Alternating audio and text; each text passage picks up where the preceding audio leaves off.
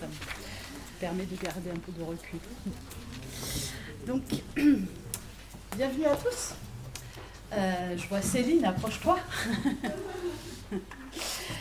Bienvenue donc pour ce rendez-vous voulu régulier, en tout cas récurrent, par Céline Ruffier et la métropole, donc, qui est responsable du pôle entrepreneuriat et qui à ce titre gère les pépinières du territoire métropolitain. Donc, quant à moi, je suis Véronique Jal, du Connecteur. Alors le Connecteur, c'est un média associatif en ligne qui s'intéresse à l'entrepreneuriat, à l'innovation et plus largement aux transformations sur notre territoire. Et donc aujourd'hui, on s'est attelé à un sacré morceau, mais en fait, à vous voir si nombreux aujourd'hui, je crois que Céline avait identifié un bon sujet. On l'a appelé Oups, puisque c'est le nom d'un des sites qu'on évoquera tout à l'heure. Et on l'a aussi sous-titré le sujet pas fun, mais tellement nécessaire. Puisque l'idée c'était de faire le point en fait sur les obligations fiscales, sociales, qui sont celles des nouveaux entrepreneurs. Et on sait qu'il y a notamment une étape importante qui est l'embauche du premier salarié. On a recueilli, pour ceux qui ont répondu, quelques-unes de vos questions en amont, ce qui ne veut pas dire que si vous ne les aviez pas déposées dans le questionnaire, vous n'avez plus le droit de les poser, on les prendra aussi à la fin. On les prendra aussi potentiellement en 2 temps. Vous aurez un temps pour prendre la parole à l'issue de leurs interventions. Et puis ensuite, on poursuivra avec un apéritif, c'est ça, juste à côté. Et ça sera aussi l'occasion, si vous avez des questions, on va dire, plus confidentielles ou plus individuelles à poser à nos intervenantes, vous pourrez le faire dans des conditions de discussion individuelle. Voilà, que vous dire d'autre? Donc on va essayer de tenir sur une grosseur. Il y a beaucoup de choses à vous délivrer.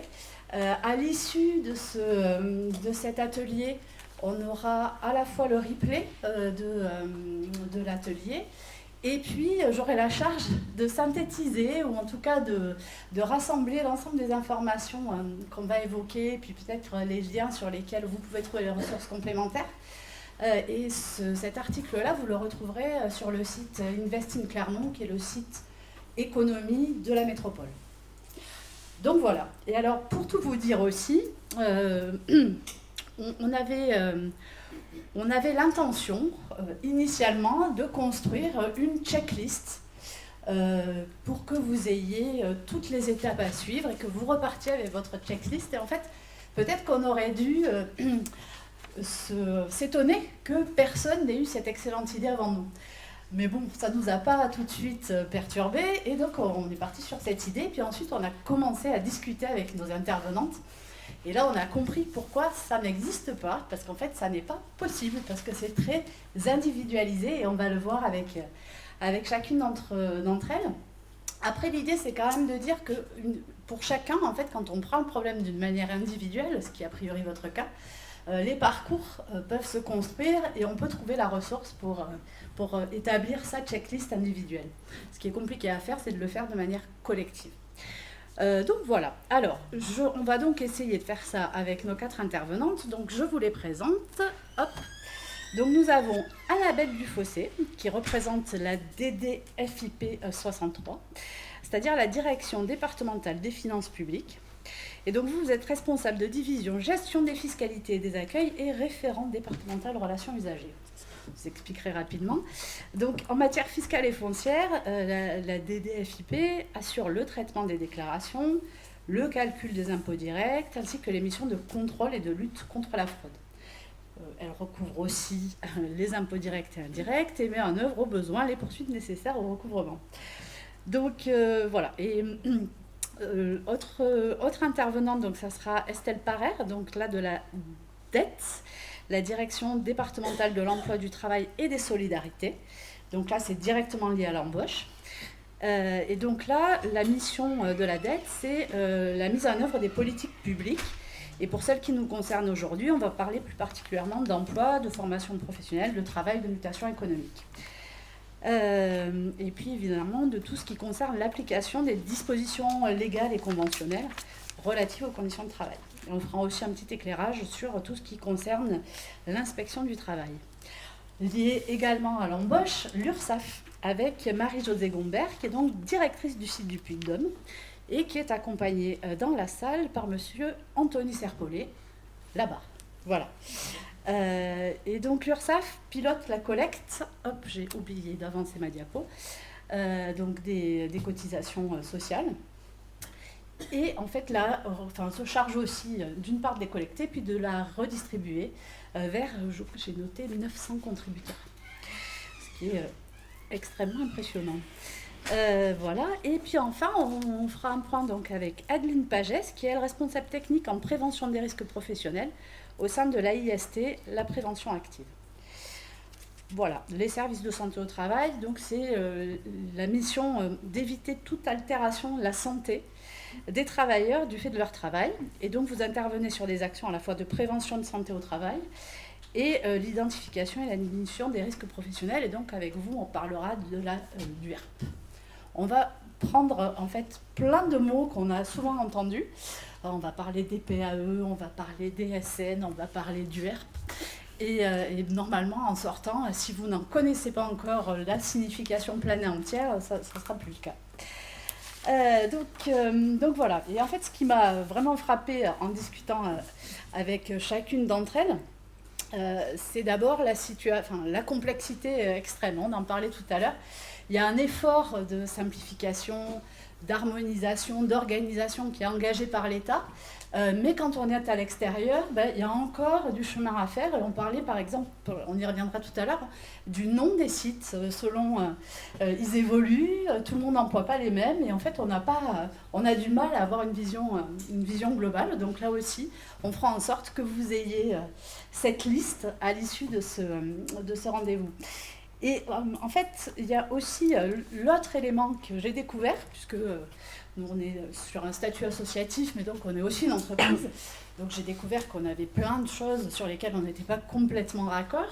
Mais en fait, toutes ces structures, qui ont parfois une image un peu effrayante, elles ont toutes des dispositifs qu'on vous présentera à la fin pour accompagner les jeunes entreprises dans leur première démarche d'embauche. Voilà. Et puis, je l'évoquais tout à l'heure en introduction, c'est l'introduction du droit à l'erreur aussi. Et c'est aussi une sacrée avancée dans ces approches. Donc voilà, on va attaquer avec vous, Annabelle Dufossé. Je vous le disais, en fait, on avait l'intention de vous faire une checklist, mais en fait, on commence par le sujet de la fiscalité parce que, en fait, c'est sans doute celui qui scinde le plus, en fait, et qui rend le plus compliqué ce qu'on voulait faire, la checklist et le calendrier. Vous le verrez, elle l'a quand même inclus dans ses diapos. Voilà, et en fait, il faut rentrer un peu plus dans le détail pour arriver à appréhender les situations. Peut-être une première question avant de rentrer en fait, dans la présentation des différents sujets. Dans la salle, vous allez le voir, et peut-être je vous laisse prendre la parole, du coup, normalement. Il fonctionne ou... Oui, il fonctionne. Il ne faut pas parler trop près, sinon ça fait craquer. D'accord, normalement c'est bon. Ouais. Est-ce que c'est bon? Vous l'entendez bien? Oui. Donc effectivement, une première question, puisque je ne connais pas vos profils respectifs d'entreprise, c'est pour savoir s'il y a des professions non commerciales, des professions libérales dans la salle ou pas. Ah bah oui, il y en a aussi, donc je ne passerai pas sous silence la rubrique concernant ces professions. D'accord, très bien. C'était pour essayer de faire plus court, mais je vais essayer de faire court quand même. Parfait. Je vous donne la parole sur la... Donc, alors effectivement, la fiscalité n'est pas simple au départ, et lorsqu'on est une jeune entreprise ou qu'on crée son entreprise, en fait, la fiscalité va découler d'un premier choix au départ, c'est la forme juridique de l'entreprise. Donc finalement, c'est lorsqu'on crée son activité, c'est savoir quelle sera sa forme juridique, puisque vous allez avoir une imposition distincte pour tout ce qui est les formes de société, de capitaux. Vous allez avoir donc une imposition à l'impôt sur les sociétés. Et pour les entreprises indépendantes, là, ça va être... des entreprises qui vont relever donc des bénéfices industriels et commerciaux pour les professions commerciales, et vous avez pour notamment les professions libérales les bénéfices non commerciaux. en sachant que donc vous avez, donc pour les sociétés, c'est vraiment un choix qui est fait. Alors ici, je ne sais pas s'il y a beaucoup de formes de sociétés dans la salle. Non, si, quelques-unes quand même. Ah, donc effectivement, vous avez fait le choix d'être en société. Après, certaines, donc la majorité sont imposées à l'impôt sur les sociétés. Vous pouvez avoir quelques sociétés de personnes qui sont en bénéfices industriels et commerciaux. Ça peut dépendre également de votre activité. Les professions libérales n'ont pas le choix de leur régime et donc là, on va être en bénéfices non commerciaux, obligatoirement. Je pense que de toute façon, vous pourrez avoir accès à tous ces détails. On ne va pas forcément rentrer dedans. C'est vraiment, donc, vous avez d'une part la société qui est vraiment la société de capitaux avec l'impôt sur les sociétés et ensuite, ça va être de l'impôt sur le revenu, mais côté professionnel, et là vous avez en fonction de l'activité exercée en fait les bénéfices industriels et commerciaux pour tout ce qui est activité commerciale, vente. Voilà. Je ne sais plus sur quelle diapo. Moi je pense que vous pouvez rester sur la... Aller D'accord. sur... ouais, j'ai pas les numéros. D'accord, bah, c'est celle d'après. Ok. Et donc en fait c'est là qu'après ça se complique, c'est qu'en fonction, une fois que vous savez dans quel cadre vous êtes, et bien vous avez encore des sous-catégories pour chaque type d'imposition. Et là, ça va dépendre majoritairement, tout simplement au départ, du montant de votre chiffre d'affaires. Et de ce montant de chiffre d'affaires vont découler des obligations différentes, justement, pour aussi bien l'imposition des bénéfices et l'imposition notamment à la TVA. Donc là, on vous a mis les tableaux avec vraiment les détails de tous les seuils. Je ne vais pas passer le temps à vous les lire parce qu'après, il suffit de trouver dans quelle case on se retrouve et c'est plus simple de savoir ce qui nous concerne. Mais d'où déjà la première difficulté d'avoir une checklist et quelque chose d'uniforme pour tout le monde.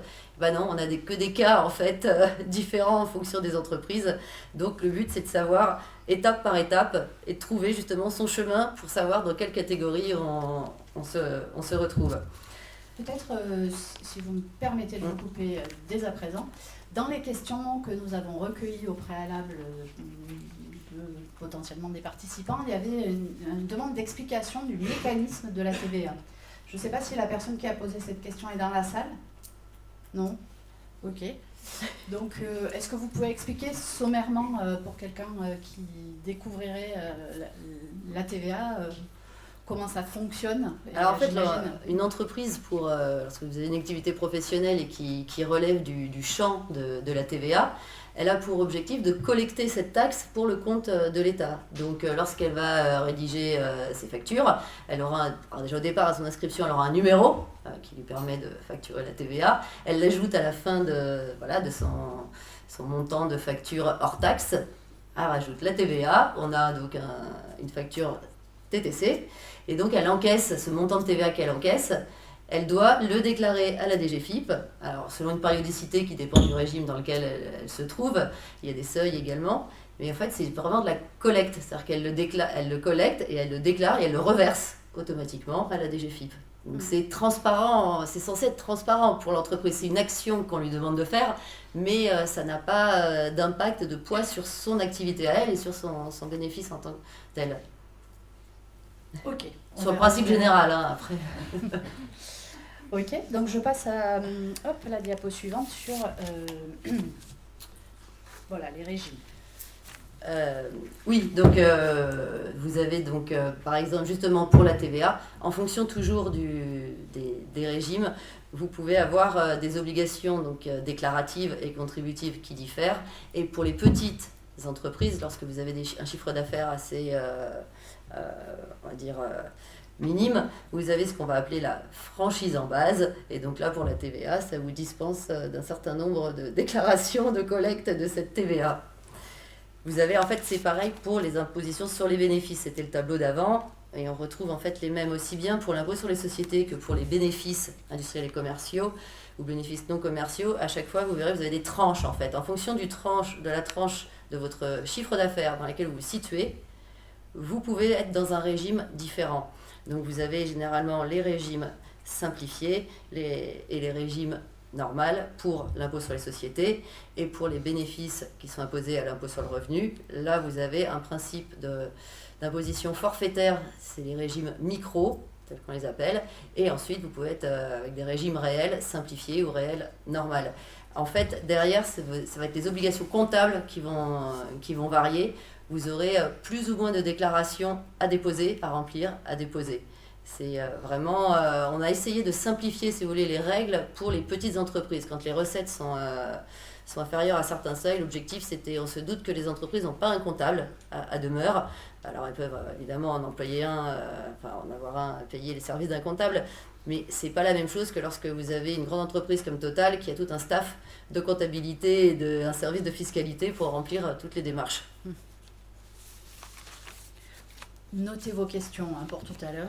Peut-être que ça demandera encore quelques éclaircissements, mais merci. J'ai donc remis cette diapo. Peut-être que vous avez sous les yeux. Oui, oui. Donc là, c'était le détail, pareil, concernant toujours, alors on est sur les sociétés soumises à l'impôt sur les sociétés, et c'est en cas de variation de chiffre d'affaires et de TVA. Donc comme vous avez des régimes qui diffèrent en fonction de vos recettes, évidemment, la question qui peut se poser, c'est cette année, je vais finalement avoir un chiffre d'affaires supérieur à ce que j'avais avant. Est-ce que je bascule automatiquement dans l'autre régime ou pas? Alors, c'est prévu, en fait. On a des seuils, ça dépend de la variation. Quand l'augmentation ne dépasse pas un certain montant, vous pouvez rester dans votre régime dans lequel vous étiez, si c'était vraiment un régime, on va dire, simplifié ou de franchise en base pour la TVA. Et en revanche, si vous dépassez vraiment grandement, eh bien là, oui, vous basculez dans un autre régime.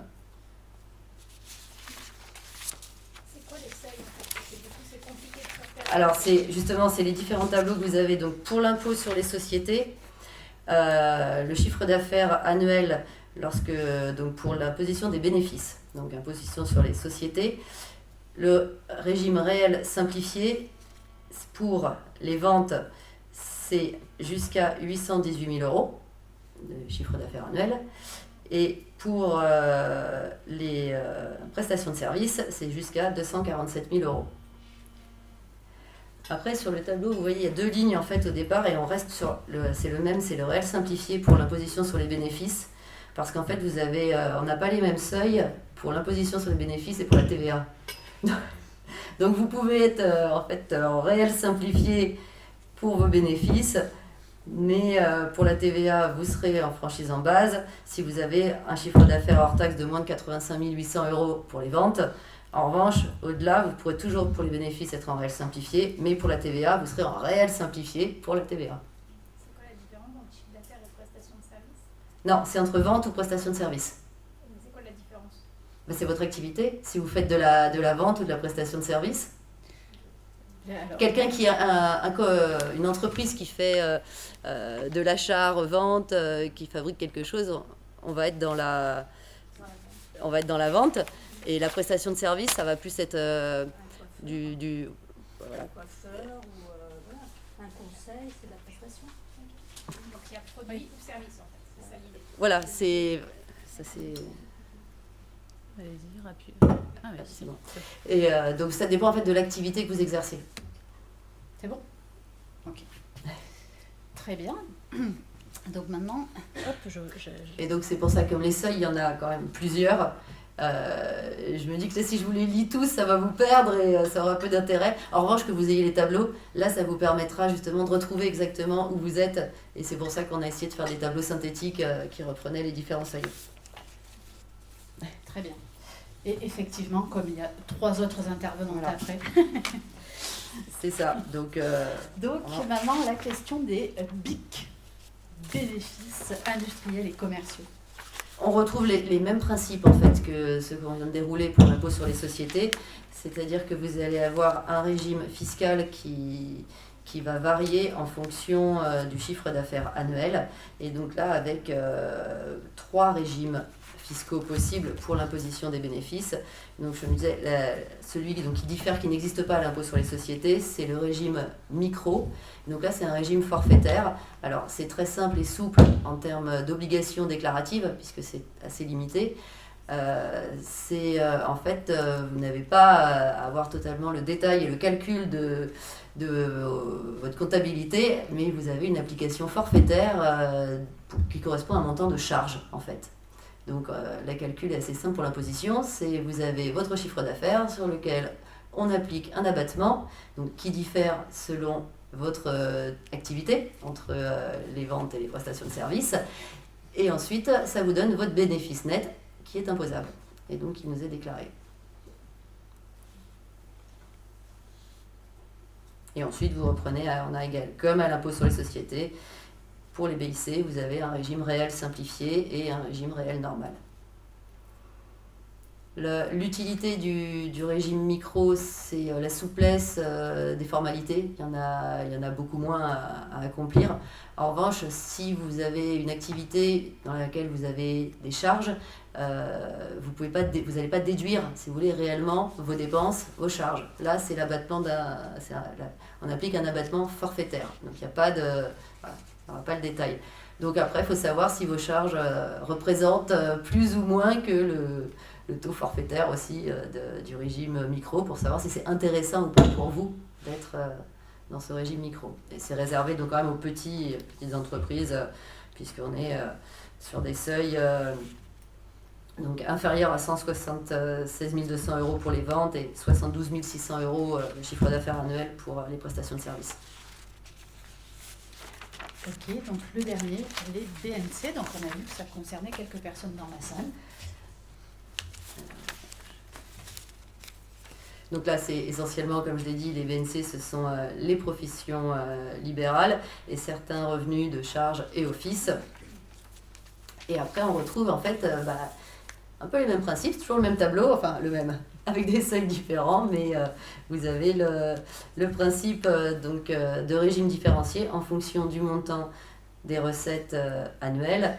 Et donc avec des régimes forfaitaires et puis des régimes déclaratifs. C'est juste qu'on ne les appelle pas de la même manière. En BNC, on parle du régime spécial ou du régime de la déclaration contrôlée.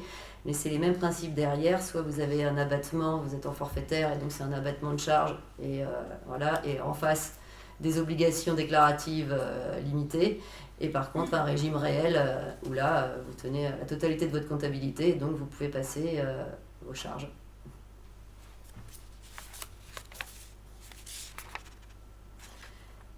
Et après, pour vous aider, voilà, on a essayé de vous mettre un calendrier des échéances fiscales. Donc en fait, par impôt, le tableau se lit en fait entrée par impôt, taxes.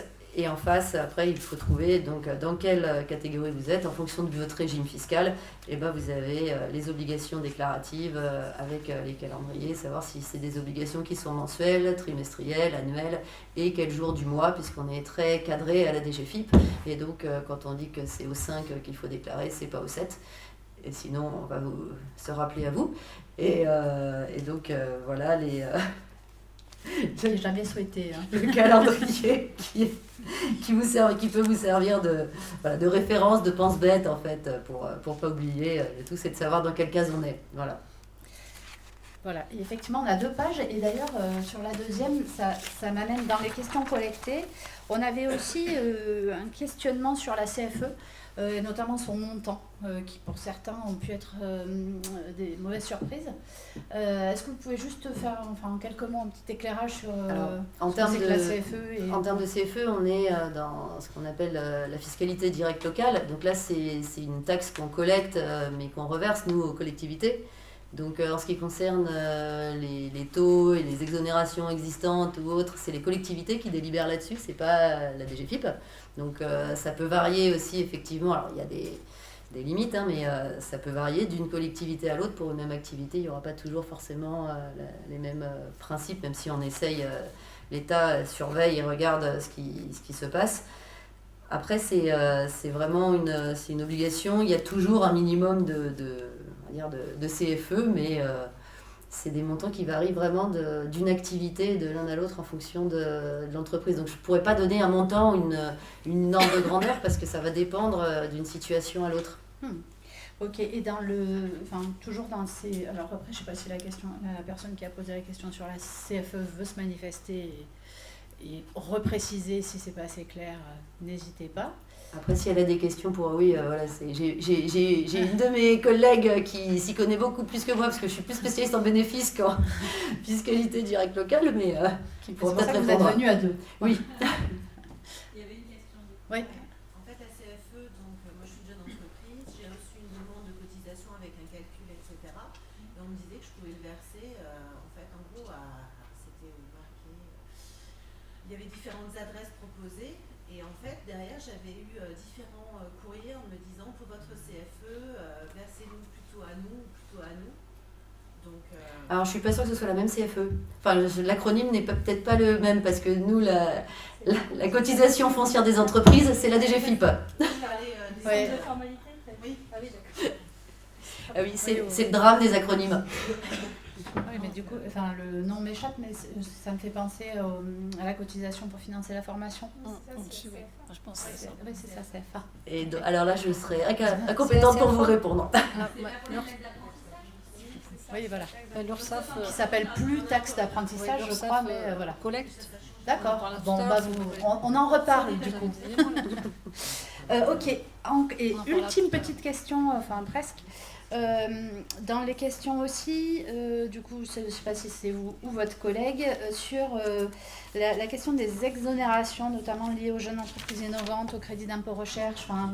Alors sur tous ces points, effectivement, il y a des dispositifs qui sont mis en place pour faciliter l'installation des entreprises, le démarrage des activités. Pour tout ce qui est jeunes entreprises innovantes, vous avez en fait des formulaires à remplir et qui permettent de faire un rescrit. Il faut remplir en fait, certaines conditions pour être classé, catégorisé jeune entreprise innovante. Et dès lors qu'on vous a donné, on va dire, entre guillemets, votre label jeune entreprise innovante, ça ouvre droit derrière effectivement à des exonérations. Le crédit d'impôt recherche, là c'est un autre dispositif, mais c'est pareil, il y a une démarche au départ à faire pour le solliciter. C'est de plus en plus encadré, hein, ce crédit d'impôt. Donc il faut vraiment remplir les critères qui sont précisés sur la nature des travaux et des dépenses de recherche et d'innovation qui sont effectuées. Et une fois que vous avez l'aval, ben, c'est bon, on vous accorde en fait le crédit d'impôt sur vos bénéfices. Avec des limites quand même. Ok, merci. Peut-être pour conclure avant de passer au sujet de l'embauche, les erreurs que vous constatez les plus fréquentes et c'est quoi votre conseil en fait pour les Alors éviter? justement, j'en discutais avec ma collègue tout à l'heure pour savoir et un peu avoir confirmation. La principale erreur, c'est la jeune entreprise qui ne crée pas son compte fiscal sur impôts.gouv au départ de son activité. Parce qu'il faut savoir que la DGFIP, pour les professionnels, nous sommes 100% dématérialisés. Et donc si le compte n'est pas créé au départ, eh bien ça bloque la mise en place de tout ce qui concerne la vie de l'entreprise d'un point de vue fiscal. Et c'est problématique. Et donc c'est la première étape. Et une autre erreur qui peut se comprendre intellectuellement pour un entrepreneur qui n'est pas un fiscaliste, c'est le fait de penser qu'il ne faut pas déclarer parce qu'on n'a pas réalisé de chiffre d'affaires, qu'on est à zéro. En fait, même lorsqu'on est à zéro, on doit déclarer, il faut nous dire que vous n'avez pas réalisé de chiffre d'affaires. Sinon, vous êtes pour nous ce qu'on appelle un défaillant déclaratif et on vous met une amende. Voilà. C'est vrai que le terme est assez expressif et qu'on n'a pas du tout envie d'être catégorisé comme ça. Donc en fait, ça fait jamais plaisir de recevoir un courrier de notre part qui vous dit que vous n'avez pas déclaré, vous n'avez pas rempli et vous êtes redevable d'une amende. Donc autant le faire, voilà, faut prendre les bonnes habitudes dès le départ quand on crée son activité, d'avoir les déclarations en temps et en heure, de les faire, y compris quand c'est à zéro. Il n'y a rien à payer derrière, c'est zéro, mais il faut le dire. Voilà, c'est ça. Merci. Et donc, oui. Et Céline aussi, tu as une question. Mais... moi je suis donc en pépinière, juste celle qui est un peu plus loin, et on est en zone AFR. Ah ben c'est exactement ça que je voulais demander. Parce que j'en avais parlé en fait. Et justement par rapport au déclaratif, savoir quelles sont les démarches à faire en fait par rapport à cette zone, parce qu'on a recherché, en fait je ne sais pas s'il y a des formulaires à remplir, ou c'est quand on déclare, ça se fait automatiquement par rapport à l'adresse, par rapport en fonction de l'entreprise. Alors déjà, effectivement, comment avoir la confirmation du zonage? Parce que je crois bien qu'on est en zone AFR, mais je suis toujours très prudente. Effectivement, comment faire en sorte que les entreprises des pépinières puissent en bénéficier? Je vais laisser la parole à ma collègue qui, je pense, saura beaucoup mieux vous répondre que moi sur ce sujet. Donc en fait, quand vous créez votre entreprise, Je vais vous donner le micro, c'est important. donc les zones AFR sont répertoriées en principe par la mairie des référents. Donc nous, normalement, on a le zonage, à titre informatif, on peut vous donner. Par contre, il y a des conditions à remplir pour être en zone AFR. Donc si vous avez un souci, vous pouvez toujours demander un rescrit auprès de la direction, la DDFIP 63, pour savoir pour votre cas particulier si vous rentrez dans la zone AFR. Juste, Vous remplissez les conditions. il y a le zonage et ensuite à l'intérieur, toutes les entreprises qui sont dans la zone ne sont pas forcément. Voilà. Et les critères, c'est genre quoi? Création d'activité pure, par reprise d'activité par exemple, ou transfert d'activité. Voilà. Création d'activité. Création d'activité. Exonération des bénéfices, après sous certaines conditions. Voilà. Pour les gens qui sont dans cette zone-là, ça peut être intéressant. Parce que du coup, moi je l'ai appris quand on est parlé avec Céline. En fait, nous, apparemment, on est sur cette zone, on est juste en limite au niveau zonage. Et vu qu'on en fait bien d'entreprise, on est sur une partie de création. Donc, voilà. Donc après, vous avez aussi l'imprimé à remplir 1447. C'est l'imprimé cotisation foncière des entreprises. vous nous vendez du rêve. Ah non, allez-y, hein. 1447, c'est lorsque vous créez votre activité la première année, il y a un imprimé qui est à remplir concernant la cotisation foncière des entreprises. Et là, vous pouvez cocher l'exonération zone AFR. Et concrètement, il y a un formulaire de contact sur le site de la DDFIP 63, on envoie un mail à quelqu'un en particulier pour se rescrire, comment ça fonctionne? Oui, oui. C'est des questions un peu bêtes. Oui, alors vous pouvez passer par votre messagerie sécurisée, nous poser la question, et nous, on vous dirigera éventuellement auprès de la direction, ou si on peut vous répondre, on vous répondra, il n'y a pas de souci. Service impôt entreprise. C'est à partir du compte. Du compte fiscal décrété, c'est Voilà. Voilà, c'est pour ça que vous devez ouvrir votre compte. Du coup, moi j'ai fait la demande là, que vous dites sur la messagerie. Oui. On m'a donné l'ancienne zone AFR qui s'arrêtait en 2019 ou 2020. Et quand j'ai demandé la nouvelle zone, on m'a envoyé une carte relativement floue où la zone est écrite partiellement et on n'a pas su me répondre exactement si on était dedans ou pas. Parce qu'en fait, la ville de Clermont n'est que partiellement en zone AFR. Oui, que On a partiellement. du mal à connaître les adresses exactes. Moi, ils n'ont pas su me le dire en 2022. Ils m'ont donné le. Et vous êtes allé voir auprès de la mairie, non, la collectivité? Non, j'ai demandé aux impôts. En fait, je vais juste rebondir, c'est parce que le zonage, c'est pas la DGFIP qui les fait, Voilà. c'est les collectivités. Donc c'est pour ça que nous-mêmes, on est dépendants de la collectivité pour avoir les zonages et pour savoir ce qui redescend. Donc on a toutes les difficultés. Sans un rescrit fiscal, c'est bien votre service. Parce que oui, mais en fait le rescrit fiscal, pour vous donner on va dire le rouage, lorsque vous envoyez un message depuis votre espace professionnel sur impôts.gouv, la messagerie, votre interlocuteur en face, c'est votre service des impôts des entreprises, donc qui gère en fait la gestion de votre compte au quotidien. Les rescrits, c'est un service aux affaires juridiques qui est à la direction et qui a plus de temps pour traiter que ces demandes de rescrits et qui n'a pas toute la gestion de l'entreprise à côté. Et donc, eux, ils ont effectivement accès à l'information plus facilement. Mais au cas particulier, votre SIE n'aurait pas dû vous envoyer juste la carte et aurait dû vous rerouter plus vers la direction départementale des finances publiques pour que vous adressiez votre demande ou faire le transfert directement de manière à ce qu'on vous fasse un rescrit et qu'on vous apporte la réponse correcte.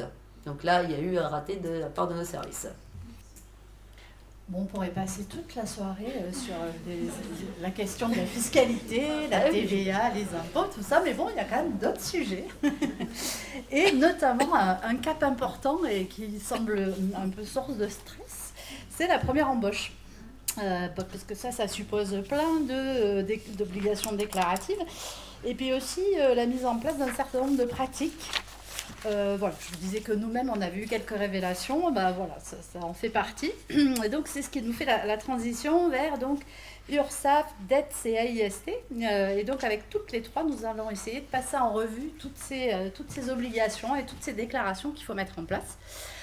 Donc, on va parler contrat de travail et registre du personnel, affichage obligatoire, formation, entretien, inspection du travail. Donc, ça, avec la direction...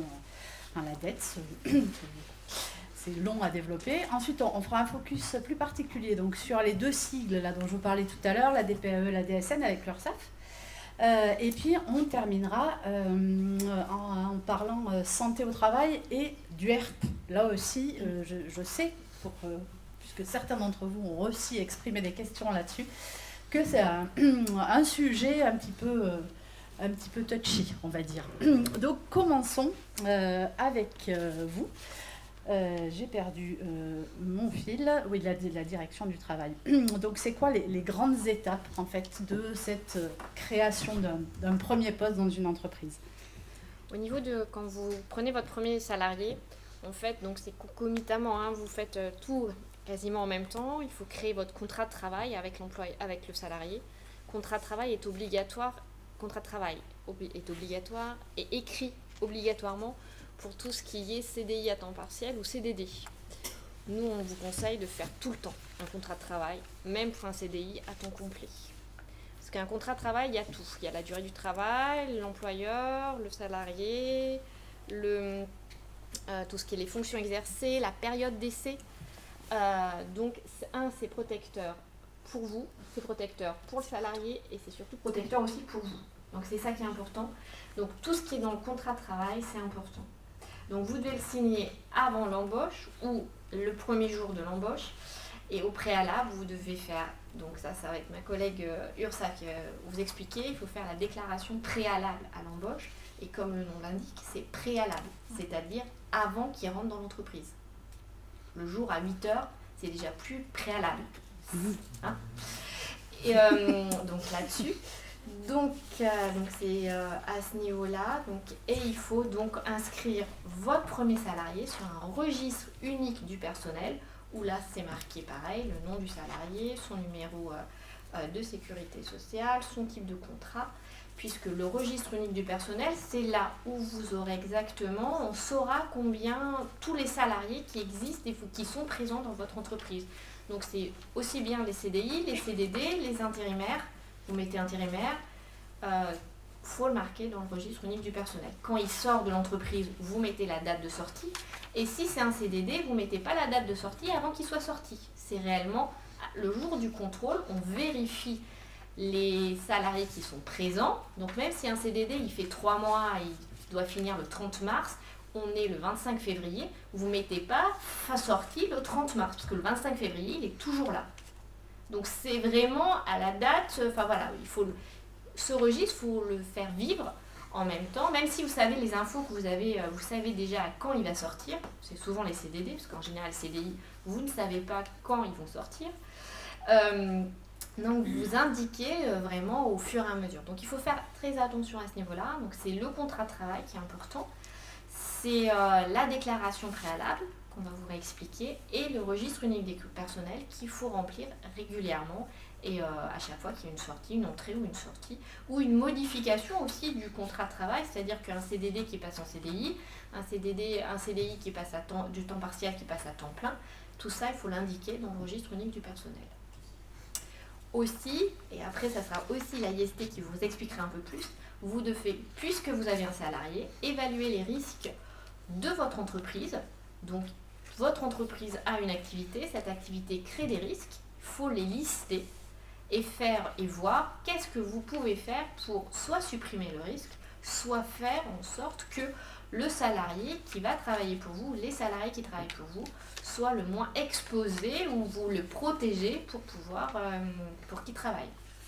Effectivement, voilà. On y reviendra. Tout à l'heure, je me posais une question. Quand on n'a pas de cabinet comptable pour établir le contrat de travail, on fait comment? Parce qu'on trouve des contrats de travail type sur Internet, par exemple. C'est peut-être pas très conseillé. Il en existe. Alors, si vous avez tout ce qui est page emploi, si vous avez ça, on propose des contrats types. Il existe des contrats types. Alors, il y a aussi des contrats types qui existent dans vos conventions collectives. Vous pouvez soit vous faire aider aussi par vos organismes professionnels, CPME, MEDEF, qui vous aident aussi à faire votre contrat de travail. Les modèles types sur Internet, il faut faire attention parce qu'il y en a, c'est pas sur des sites officiels. Donc en fait, il manque des données, il va vous manquer des articles et il va vous manquer des éléments. Et donc, ça ira pas. Donc mes organismes professionnels sont là aussi pour vous aider, pour les aider. Voilà. Et à la question donc, que je vous ai posée à toutes, les points de vigilance ou les erreurs les plus fréquentes, vous aviez identifié tous ces points, la fonction exercée, qualification, etc. Parce que c'est des choses qui sont souvent mal qualifiées dans les contrats que vous êtes amenés à... Alors, un contrat de travail qui est mal fait ou pas du tout, on ne sait pas la qualification, on ne sait pas le poste. Donc, une qualification dans la convention collective vaut une rémunération, un taux horaire. Si vous ne respectez pas le taux horaire, la qualification, vous ne respectez pas le taux horaire. Donc, ça peut être une infraction de ne pas respecter le taux horaire qui est en fonction du travail qu'il fournit. Voilà. Ok, donc même chose pour la période d'essai, durée du travail. Voilà, tout ce qui est période d'essai. La période d'essai n'est pas obligatoire, hein. Vous pouvez mettre une période d'essai, mais c'est régularisé. Il faut le marquer. Si vous faites une période d'essai, il faut la marquer. Ok.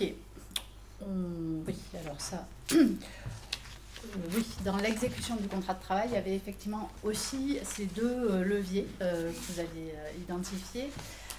Sur l'adaptation des salariés à leur poste de travail avec à la fois l'organisation de la formation et puis la conduite des entretiens aussi qu'on peut avoir tendance à mélanger. En fait, il y a plusieurs types d'entretiens avec des rythmes différents. Donc, vous pouvez peut-être dire un petit mot là-dessus pour qu'on y voit plus clair. Le salarié, en fait, donc là c'était l'embauche et donc il vit en même temps que vous. Donc de temps en temps, il faut aussi le former puisque au niveau activité, il va apprendre à...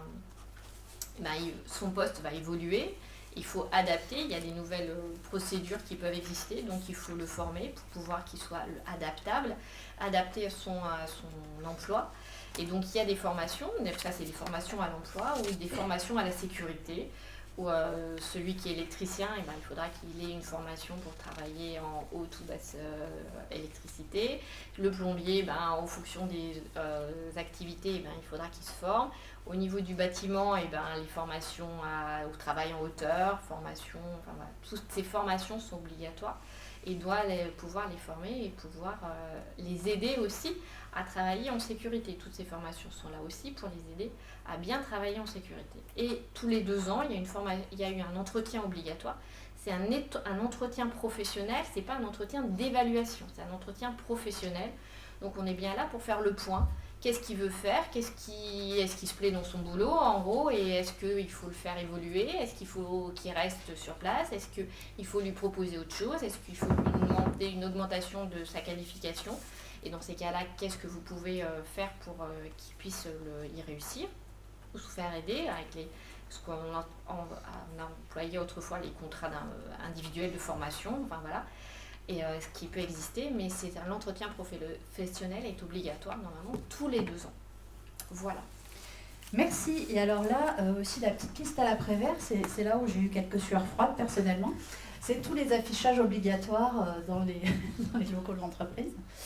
Et d'ailleurs, j'ai une petite question. Quand on est dans un cowork, comment ça se passe ? On affiche tous les trucs spécifiques de toutes les... ou dans une pépinière par exemple. C'est pas tous tout à fait spécifique parce que elles sont l'affichage, elles sont complètement elles sont identiques. L'affichage obligatoire, c'est vraiment pour aider le salarié et vous aussi parce que des fois vous pouvez oublier. Donc c'est tout ce qui est information sur adresse et téléphone de l'inspecteur du travail qui est compétent pour votre zone géographique. Donc normalement dans une pépinière, c'est le même inspecteur du travail. Donc, c'est aussi le numéro du médecin du travail, au moins du service de médecine de prévention. Il y a tout ce qui est les consignes de sécurité pour, si jamais il y a des problèmes, savoir comment il peut sortir en zone de danger. Il faut marquer votre convention collective. Il faut indiquer aussi les horaires de travail et durée de repos si vous êtes en horaire collectif. Vous devez aussi les interdictions de fumer, ça existe, c'est toujours valable. Et vous avez aussi les modalités d'accès aux documents uniques, tout ce qui est évaluation des risques. Vous l'avez évalué, c'est pas que pour vous, c'est aussi pour les salariés. Et c'est aussi pour lui montrer tous les risques sur lesquels pour lesquels il travaille. Et toutes les dispositions au niveau du Code du travail sur le harcèlement moral, sur l'égalité et rémunération, ça c'est obligatoire, ce sont en fait l'affichage des articles du Code du travail, comme quoi, vous êtes contre le harcèlement, et que vous avez et les numéros qui vont bien si jamais il y avait du harcèlement. Et puis l'égalité professionnelle, rémunération femmes-hommes aussi, que c'est une obligation de payer les femmes comme les hommes ou les hommes comme les femmes. Toujours bien de le rappeler. Voilà. Ok, merci. Pour terminer, en tout cas sur votre intervention, je trouve intéressant de faire un petit focus sur le rôle particulier de l'inspection du travail, qui est, je parlais des noms d'administrations qui font un peu peur, bon, celle-ci fait partie, et à la fois l'objectif de cette rencontre-là, c'est que vous en expliquiez les finalités et puis la manière dont on peut aussi interagir positivement. Donc voilà, je vous laisse expliquer comment ça marche. Juste, pardon, vous avez vu que finalement, plutôt que d'attendre les questions, la fin pour poser les questions, posez-les au fur et à mesure, parce qu'effectivement, chacun des sujets étant quand même assez pointu, c'est peut-être compliqué de se souvenir de tout. Voilà. Et du coup, on va pas attendre la fin. Donc si vous avez des questions à poser, n'hésitez pas à le faire en temps réel, comme vous l'avez fait jusque-là d'ailleurs. Alors, l'inspection du travail est là pour vérifier l'application dans votre entreprise du Code du travail et des conventions collectives qui sont applicables à votre activité ou accord d'entreprise si vous avez signé des accords d'entreprise. Donc on vérifie tout ça. On vient chez vous sans avertir. Donc c'est des contrôles inopinés. Donc on vient vous voir et on va vous demander tout ce qui est administratif, donc tous les documents que je vous ai demandés, que je vous ai cités tout à l'heure, contrat de travail, registre du personnel, déclaration préalable à l'embauche, document unique, horaire de travail, visite médicale, tout ça on va les vérifier, ça c'est côté administratif. Et puis on va vérifier aussi l'activité, c'est-à-dire que qu'est-ce que vous faites dans votre entreprise, qu'est-ce qui rentre dans votre entreprise et qu'est-ce qui sort, et on voit les machines que vous utilisez, est-ce que les machines sont toutes conformes, est-ce qu'elles sont protégées, est-ce que les salariés travaillent en sécurité. On est là aussi, donc, on est un corps de contrôle, mais on informe et on conseille. On informe et on conseille tout le monde. On est plus connu du côté des salariés, mais on informe et on conseille aussi les employeurs.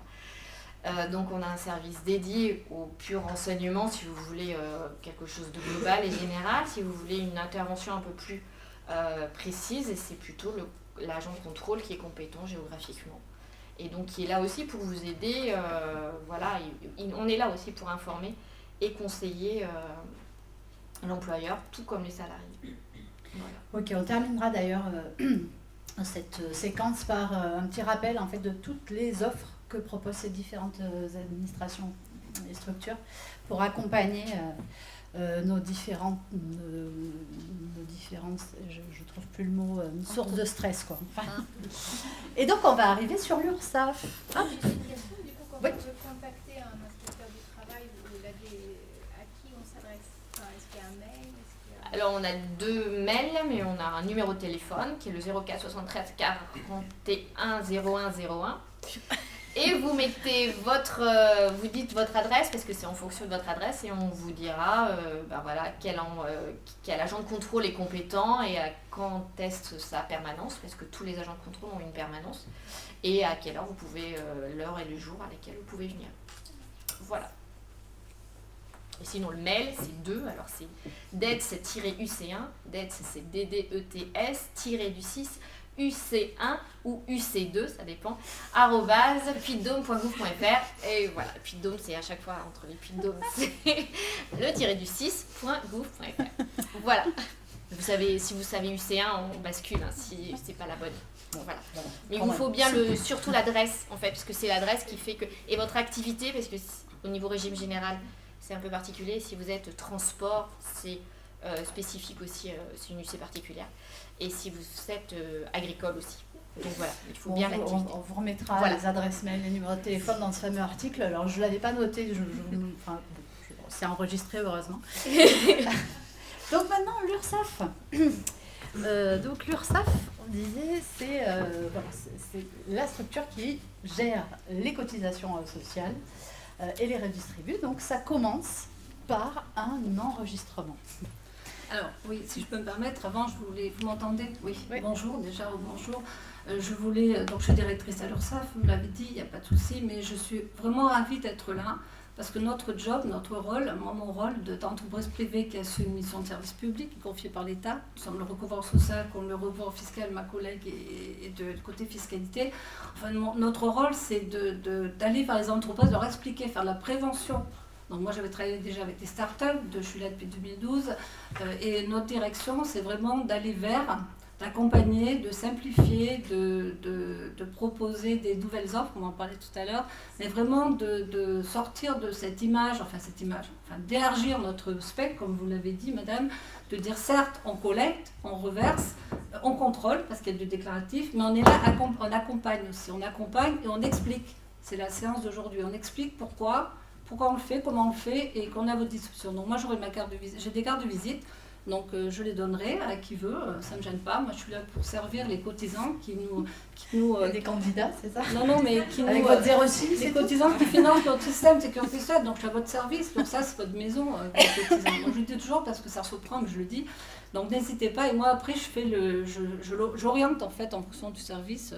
Donc au-delà de ça, je m'occupe du contrôle et du juridique. Alors, ça, donc c'est un des secteurs importants qui peuvent vous concerner un jour par le rescrit social, comme le rescrit fiscal, qui sont importants aussi pour vous sécuriser vos pratiques lors d'un contrôle par exemple, c'est opposable.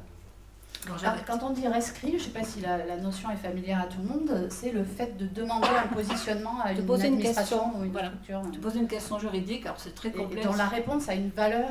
Bien entendu, donc il y a des délais de réponse, il y a une modalité de saisie pour le rescrit, mais vous pouvez m'envoyer un mail, moi je vous ferai on va simplifier aussi la chose. Mais pour autant, oui, l'important c'est que c'est opposable, c'est une réponse opposable. Donc vous pouvez l'opposer lors d'un contrôle, nos inspecteurs sont au courant, il n'y a pas de souci, ils savent. Et surtout aussi, comme c'est une décision administrative, vous pouvez exercer un recours contre cette décision. Une fois qu'on vous a répondu, vous êtes d'accord, vous dites non, mais vous avez répondu, mais c'est pas bon pour moi. Donc vous faites un recours auprès de la commission régionale de recours amiable, et donc c'est étudié, on vous donne raison ou pas, et sinon on vous explique pourquoi, mais vous avez toujours un recours, c'est pareil fiscalement. Voilà, Oui, c'est exactement le même fonctionnement côté fiscal. C'est vous présentez votre situation et on fait une réponse, une analyse et une réponse écrite donc qui ne correspond qu'à votre entreprise. Alors votre entreprise, votre situation, telle opération définie de telle manière, c'est pas transposable à un autre cas. Mais par contre, dès lors que nos services de contrôle venaient vous voir et vous disaient mais là vous n'avez pas le droit de faire ça. Ah si, j'ai un courrier, j'ai le rescrit de l'administration qui m'a dit que ah, bon bah oui effectivement, donc acte, vous êtes dans les clous, là ça correspond. Donc voilà. Okay. Je reviens au sujet parce qu'il faut m'arrêter parce que je suis tellement passionnée par ce que je fais et donc je vais un peu loin des fois, mais bon, vous aurez l'occasion de me poser des questions. Donc en fait, la première étape, je complète ce que vous l'avez dit, c'est enregistrer son activité. Donc en fait, comme disait Anthony tout à l'heure, mon collaborateur, il disait finalement on va passer de 10 centres formalités des entreprises. Vous avez entendu parler, le centre formalité des entreprises, ça portait bien son nom. C'est un centre où il faut faire la première formalité pour créer son entreprise. Donc là, à partir du 1er janvier 2003, vous avez la diapositive derrière moi normalement, donc il y aura un seul site pour toutes les déclarations d'activité. La première déclaration, c'est le portail INPI. Alors INPI, ça veut dire l'Institut national de la protection intellectuelle.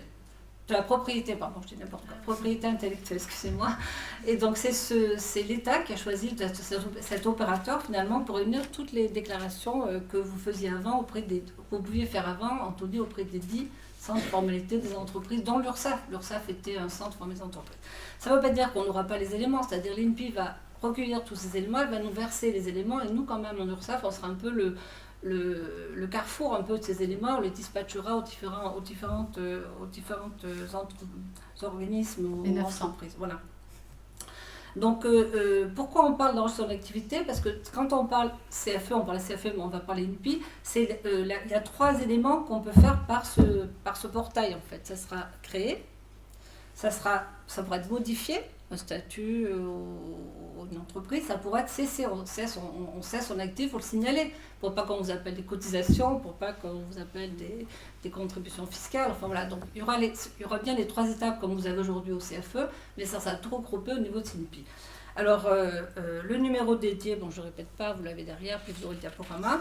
En tout cas, c'est une petite révolution parce que ça simplifie normalement la vie. On verra la DSN aussi, on a fait une intervention la semaine dernière, la déclaration sociale nominative que nous gérons nous, en URSSAF depuis quelques temps maintenant, et bien ça a remplacé 70 déclarations, imaginez-vous. On dit qu'en France on ne simplifie pas, mais si on simplifie, alors vous ne le voyez pas parce que vous, excusez-moi, vous galérez un peu quand vous faites vos démarches, c'est un peu normal, mais en tout cas on simplifie. Sachez que l'objectif de tout le monde c'est de simplifier, pour nous aussi, parce que c'est pas intéressant d'avoir la complexité, de vous expliquer, d'essayer de vous expliquer la complexité, ça n'a pas de sens en fait, à mon avis. Donc voilà, donc ça c'est la première étape, je crois que j'ai tout dit là, a priori, vous me poserez des questions après. On fait le rajouter autre chose, Anthony, non? Je demande parce que moi non plus je ne suis pas super technique, j'ai les grands axes, mais la deuxième étape c'est donc vous allez embaucher, ça c'est bien, vous allez créer de l'emploi, donc embaucher, vous allez donc déclarer, donc il y a la TPE dont a parlé ma collègue aussi, donc c'est la déclaration préalable à l'embauche dans les 8 jours précédant l'embauche, donc ça c'est pareil, elle a dit oui il ne faut pas le faire, c'est préalable, c'est vous qui avez dit ça. Parce que quand un inspecteur du recouvrement, il toque à votre porte en entreprise, voilà, montrez-moi votre TPE, si vous ne l'avez pas fait à temps, ben, vous avez une possibilité de régularisation. Enfin, je veux dire, l'inspecteur va le constater. Donc, il y a un manquement à vos obligations. C'est ça, on parlait de manquement tout à l'heure. On la DPAE, c'est donc... donc voilà, la DPAE, c'est une déclaration préalable à l'embauche. Je ne sais pas si y a autre chose à dire sur la DPAE. Non, c'est une déclaration, vous l'avez dit tout à l'heure, de l'inspection du travail, c'est obligatoire. Sachez qu'il faut le faire vraiment en temps voulu parce que c'est préalable, comme vous disiez. J'insiste, vous avez insisté, mais vous avez raison, les termes ont de l'importance. Et après, la DSN. Donc, la DSN, c'est la déclaration sociale nominative. Donc, c'est une modalité déclarative qui a simplifié la vie des entreprises. La nôtre aussi, en fait, toutes les personnes qui géraient les données sociales. Et donc l'intérêt, c'est que cette déclaration sociale nominative, c'est un seul mode déclaratif pour tous les événements. Je vous dis, ça a remplacé 70 déclarations que les entreprises faisaient avant. C'est pas neutre. On a fêté la mise en place de la DSN la semaine dernière, elle a 10 ans. Donc c'est pas vieux non plus, mais quand même, ça évolue tout le temps. Et donc pour transmettre, pour autant, il faut un logiciel de paye calibré, hein, Anthony. Il faut souscrire au compte en ligne ursaf.fr ou net entreprise. Hein, c'est un peu pareil que le côté fiscal, il faut aussi passer par un portail. Et on a des dates de paiement. Alors nous, on en a moins qu'au niveau fiscal, mais c'est comme ça. Hein, là, c'est la chose. On a simplifié avec la DSN nos nombres de... Enfin, nos périodes déclaratives. On a simplifié, on a mis le 5 ou le 15. Avant, on en avait même au 30, c'est ça? Maintenant, on a 5 et 15. Donc, c'est pour vous expliquer tout ça.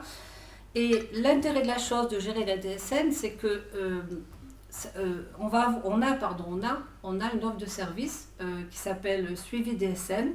Donc, c'est en fait, on a la possibilité finalement comment on va dire ça, de suivre vos anomalies, de vous indiquer les anomalies que vous faites, c'est important quand même, et de pouvoir vous contacter. Vous pouvez peut-être en parler, Anthony, 2 minutes.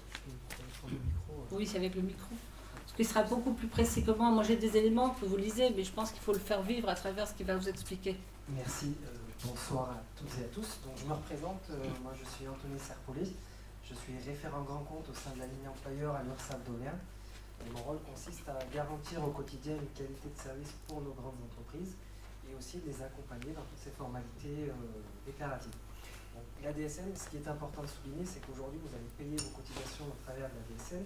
Mais aussi, vous allez également renseigner des éléments vis-à-vis de vos salariés. Et cela, en fait, va être alimenté vis-à-vis de l'ensemble des organismes de protection sociale, donc garantir à chacun de vos salariés l'ensemble de leurs droits. C'est pour ça que le réseau des URSSAF a mis en application de façon très récente ce qu'on appelle le suivi DSN. C'est en fait un applicatif qui est disponible sur le site ursaf.fr dans votre bouquet de services en ligne, qui va vous permettre de vous remonter l'ensemble des anomalies qui ont pu être détectées dans votre dépôt de DSN. Ça peut être des anomalies sur le format agrégé, donc ça veut dire sur le recouvrement pur des cotisations, mais aussi sur des données à caractère individuel pour les droits de vos salariés. Et on s'est rendu compte que la DSN, c'est aujourd'hui un vecteur déclaratif qui est volumineux, qui est très lourd. Hein. On en parle depuis tout à l'heure de la complexité de la législation sociale et fiscale. Et cet outil en fait va vous apporter de la pédagogie déjà pour vous donner des premiers éléments de réponse sur en fait l'origine de l'anomalie. Qu'est-ce que c'est l'anomalie? Quelles incidences elles vont avoir? Et en fonction des éléments que vous pouvez apporter en réponse, cette offre de service va vous orienter vers des éléments de réponse. Donc ça, je vous encourage. Alors je ne sais pas si il y a des personnes qui emploient déjà du personnel salarié, donc qui ont un compte employeur au niveau de l'URSSAF. Mais je vous encourage à utiliser ce service-là donc, qui est le suivi DSN. Par ailleurs, sur le site Net Entreprise, là où vous déposez votre déclaration DSN, vous avez ce qu'on appelle des comptes rendus métiers. Donc pareil, ce sont des retours à chaque fois qui vous sont faits à chaque échéance et qui vont vous énumérer l'ensemble des anomalies qui peuvent être précisées, donc soit au niveau URSSAF, après vous pouvez avoir la DDFiP, vous pouvez avoir d'autres organismes de la sphère fiscale et sociale, où là effectivement, ça va vous détecter potentiellement des anomalies. Donc, et in fine, garantir à l'ensemble de vos salariés l'ensemble de vos droits. Imaginez-vous que vous faites votre déclaration DSN, vous avez des droits qui ne sont pas alimentés au niveau de la CARSAT pour les droits à la retraite. Mais lorsque votre salarié va se présenter à la CARSAT pour faire valoir ses droits, s'il lui manque des informations, par exemple, son dossier sera érodé. C'est pour ça que c'est extrêmement important la DSN aujourd'hui. La première pour recouvrir les cotisations, mais aussi pour garantir l'ensemble des droits de vos salariés. Alors si je peux me permettre, vous parlez tout à l'heure de la dette, vous disiez c'est les salariés, mais c'est aussi, vous disiez, vous avez parlé des salariés, c'est ça, des entreprises et des salariés, les deux publics. Alors nous, quand on parle URSSAF, on dit oui, l'URSSAF, ce sont les entreprises. Oui, d'accord. Mais quand on fait du contrôle, c'est aussi pour établir les droits des salariés. Donc c'est vrai qu'on ne fait pas du conseil droit du travail des salariés, mais enfin on fait aussi ces actions-là pour les droits des salariés. Avec la DSN, on a les données individuelles et la maille individuelle. Et vous parliez tout à l'heure du Centre-Page, je ferme la parenthèse après, il y a des sociétés peut-être de services qui coordonnent des travailleurs à domicile pour du service à la personne. Donc comme le Centre-Page pour les gardes d'enfants ou les nounous. Et donc le Centre-Page est géré par le national dont vous parlez, est géré par l'URSSAF Ouvam. Et donc c'est vrai qu'il y a tout un secteur droit du travail aussi qu'on fait en collaboration avec le ministère du Travail pour justement simplifier la vie des parents déclarants sur tous ces aspects de législation. Donc c'est bien sûr les entreprises, mais aussi les salariés ou les parents employeurs qui sont un peu démunis face à ces sujets aussi. Merci beaucoup. Et hop, on termine. Alors du coup le micro est un peu loin, mais c'est pas grave, je vais essayer de parler un peu plus Oui, je suis désolée, en fait on peut pas le c'est pas grave, non, on va bouger. Oui, très bien, on se donne la place. Donc moi je représente la partie service de prévention et de santé au travail. Donc juste pour vous dire, dans le département donc, du coup du Puy-de-Dôme, vous avez un seul service, donc ça va être plutôt assez simple pour vous du coup, auquel pareil vous allez devoir du coup... Non, je me permets. Merci beaucoup. Auquel vous allez devoir adhérer pareil dès que vous embauchez votre premier salarié. Tout ça, pourquoi ? Parce que du coup, l'objectif du service de prévention, en fait, c'est de vous accompagner vous en tant qu'employeur, mais aussi accompagner les salariés. Donc, quand vous allez déclarer vos salariés, en fait, l'idée, c'est qu'ils vont avoir un suivi médical adapté en fonction du coup des risques dans un premier temps que vous allez nous déclarer. Donc, quand vous allez adhérer, vous allez nous déclarer vos salariés et les risques potentiels auxquels ils sont exposés. Donc, ce qui va déclencher ensuite des visites médicales qui sont adaptées en fonction du risque que vous allez nous déclarer. Donc, alors ça sera peut-être après, on verra les différentes typologies de visites, etc. Les fréquences, c'est pareil, l'idée c'est pas de faire du cas par cas, mais vous verrez que la fréquence des visites peut être différente en fonction des risques auxquels sont exposés vos salariés. Puisqu'il peut y avoir nécessité de voir de manière plus fréquente certains de vos salariés, puisqu'ils sont exposés à des risques qui peuvent altérer, soit immédiatement, soit à long terme, leur santé. Vous avez une obligation. Oui, on va faire comme ça. Donc, l'employeur a quand même une obligation en matière de santé et de sécurité. Vous avez une obligation de résultat aussi. Donc, l'objectif, c'est de mettre en œuvre, comme ma collègue vous l'a dit tout à l'heure, d'identifier les risques et d'essayer de les réduire au maximum par des mesures de prévention. Pour tout ça, donc, vous avez un peu un document, donc c'est ce fameux DURP, qui est le document unique d'évaluation des risques professionnels qui est obligatoire dès que vous avez un salarié. Donc, dans lequel vous allez balayer tout un certain nombre de risques et vous allez identifier est-ce que mon salarié est exposé ou non à ce type de risque, le côté, évaluer la potentielle gravité de l'exposition à ce risque et du coup, prioriser aussi comment vous allez attaquer pour mettre en place les mesures de prévention. Pour faire tout ça, on est bien conscient que ça peut être compliqué, cette démarche d'évaluer, etc. Du coup, vous avez votre service. Dès que vous adhérez, en fait, on vous accompagne sur cette partie-là. On peut vous donner de la méthodologie, des outils Et ça fait partie aussi de notre mission. Un service de prévention et de santé au travail, c'est plus uniquement la visite médicale pour vos salariés, mais c'est toute la partie prévention. Donc c'est vous accompagner sur cette colonne vertébrale là qui est votre DURP. Du coup, on a essayé de résumer un petit peu, faire quelque chose d'assez succinct et simple sur le parcours. Alors c'est vraiment le début. Donc vous déclarez, en fait, qu'est-ce qui va se passer? Donc vous allez déclarer vos salariés, créer vos salariés, donc nous dire pour vous à quel risque ils sont exposés. Du coup, ça va déclencher par la suite la première visite de vos salariés. La fréquence sera définie en fonction du risque. Ce qui va déclencher chez nous, c'est une visite d'un expert en prévention qui va venir dans votre établissement. Alors, si vous êtes dans la pépinière, qui viendra dans la pépinière pour regarder avec vous quelle est votre activité et faire un premier repérage des risques. Donc, ce qui vous aide déjà en première intention sur comment je vais faire mon document unique, puisque on va vous délivrer ce qu'on appelle une fiche d'entreprise. Donc, en gros, on va décrire votre activité sur la base de ce que vous allez nous déclarer et quels sont les risques que nous, en tant qu'experts, on a repérés. Donc, du coup, c'est déjà une première aide. Et ensuite, on va vous accompagner. Alors, on a plusieurs méthodes. Il y a un outil spécifique qui a été développé en fait et qui est mis à votre disposition du moment que vous adhérez chez nous, qui est mon diagnostic prévention. On peut le voir par la suite. Je suis désolée, je vous fais revenir, etc. Qui est vraiment dédié aux petites structures. C'est-à-dire qu'en fait, vous allez être guidé sur la base de questions, etc., sur les différents risques qui peuvent exister en fonction de votre activité pour vous guider. Est-ce que je maîtrise ce risque? Est-ce que j'ai mis en œuvre toutes les mesures pour réduire au maximum ce risque? Ou alors est-ce que j'ai des opportunités d'amélioration? Et même on va vous guider sur des exemples d'actions de prévention que vous pouvez mettre en place. Donc c'est ce qu'on appelle mon diagnostic prévention. Donc là on vous l'a schématisé.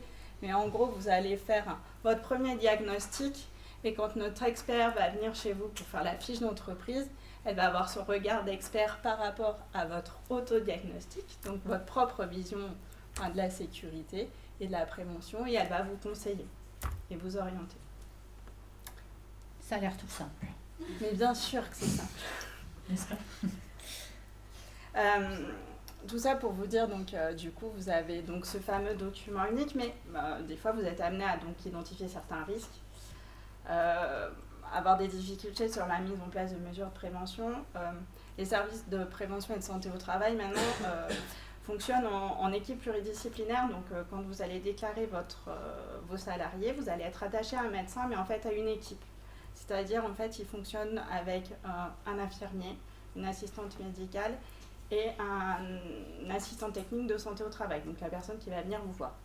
Et parallèlement à tout ça, en fait, on a des pôles d'expertise. Donc, on dispose au sein du service d'ergonomes. Donc, vous avez des projets d'aménagement, de réorganisation, etc. On peut mettre à disposition un ergonome pour vous accompagner dans cette démarche. Vous vous posez des questions sur potentiellement vos salariés. Vous identifiez bien que votre activité est source de bruit, mais vous ne savez pas à quel niveau, etc. Est-ce que vous respectez les seuils réglementaires? On a aussi un pôle métrologique qui pourra vous faire des mesures de bruit indicatifs pour vous dire où vous vous situez. Donc on a tout un pôle d'expertise qui est là aussi pour vous aider dans cette partie-là. Voilà. Je reviens avant, puisque là j'ai sauté la diapo qui concerne l'état de santé individuel, sur le DUERP. Oui. Puisqu'on avait une question qui était, c'est quoi la nuance entre un DUERP pour les risques professionnels et les risques pour le maintien de l'activité? Donc on a discuté, c'est pas du tout la même chose, mais est-ce que vous pouvez alors quand on parle maintien de l'activité, alors la question était aussi assez large, donc après est-ce qu'on considère plan de continuité d'activité, et en fait c'est un peu ce à quoi ont été soumis les entreprises quand le Covid est arrivé. Ce qui leur a été demandé aussi, c'était pour des activités qui pouvaient être à risque de réfléchir sur, vous avez une perte drastique de ressources en personnel parce qu'ils sont confinés. Comment vous allez vous assurer que vous respectez encore vos obligations en matière de sécurité ou la gestion de vos installations? Est-ce que du coup vous avez réfléchi à tout ça? Donc ça en général c'est retranscrit dans un plan de continuité d'activité sur lesquels vous êtes plutôt sur comment on va faire pour fonctionner mon entreprise demain s'il y a un gros pépin, entre guillemets, est-ce que j'y ai réfléchi en fait? L'objectif étant, c'est si on parle c'est dans le champ de la IST? Non, ça par ouais. contre, nous on est vraiment ce qui touche à l'objectif pour nous et pour vous, puisque vous êtes employeur, c'est que quand vous les employez, l'objectif ce n'est pas de dégrader leur état de santé. Donc nous, on est là pour vous accompagner là-dessus. Ok. Et On intervient sur d'autres champs, hein, c'est pareil. Il y a des mots aussi qui font un peu peur, des fois, RPS, stress, etc. Enfin, c'est pas forcément toujours facile. Donc c'est pareil, votre médecin, votre équipe pluridisciplinaire est là aussi pour vous accompagner sur cette thématique-là. Et du coup, j'ai affiché... Oui, alors là, c'est les différentes typologies de visites. Alors, il faut aussi savoir que les services de prévention et de santé au travail sont en pleine réforme. Hein. C'est pas pour rien qu'on a mis un P, c'est plus service médical, service de santé, il y a de la prévention et donc il y a différentes typologies de visites qui existent. Donc tout à l'heure, je vous avais dit qu'en fonction du risque auquel sont exposés vos salariés, la fréquence des visites va être différente. Donc c'est ce que vous voyez en deuxième, un suivi de l'état de santé. Donc il y a la première visite d'embauche qui est liée au fait que vous adhérez chez nous. Et après, les différents types de suivi. Donc vous avez une visite de mi-carrière pour savoir, pour faire un état des lieux aussi du salarié, où il en est, etc. D'un point de vue santé.